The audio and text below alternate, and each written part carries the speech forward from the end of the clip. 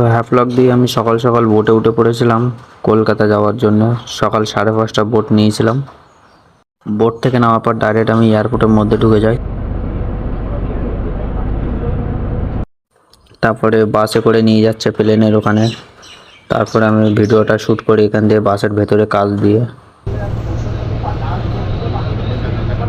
তারপর প্লেনের সামনে একটু ফটো ওঠার জন্য তারপর প্লেনের ভেতরে উঠে পড়ি। প্লেনটা আস্তে আস্তে ছাড়ছে, ওখানে ফোন অ্যালাউ নেই, ওই জন্য আর ভিডিও করতে পারিনি। DGCA, consumption of alcohol, usage and charging of smoking devices such as cigarettes, e-cigarettes, personal vaporizers, vape pens, e-cigars, e-hookah, vaping devices, etc. on board this aircraft is strictly prohibited. Smoke detectors are installed in all the lavatories. Mobile phones and other electronic equipment may be used on flight mode during the flight once the seatbelt signs have been switched off.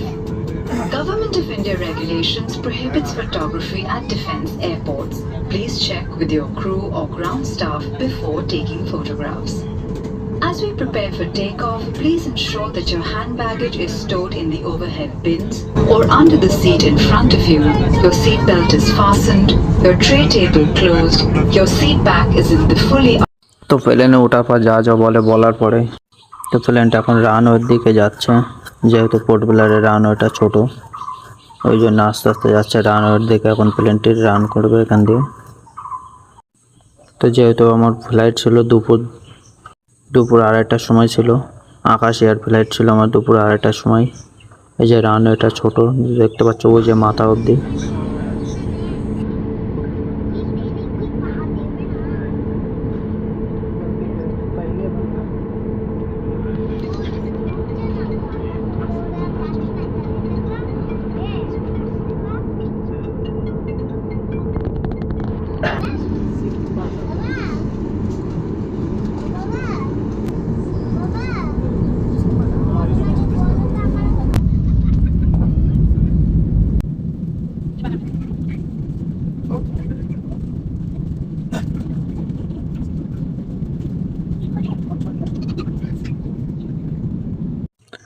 Run করার পরে প্লেনটা আস্তে আস্তে উপরের দিকে উঠছে।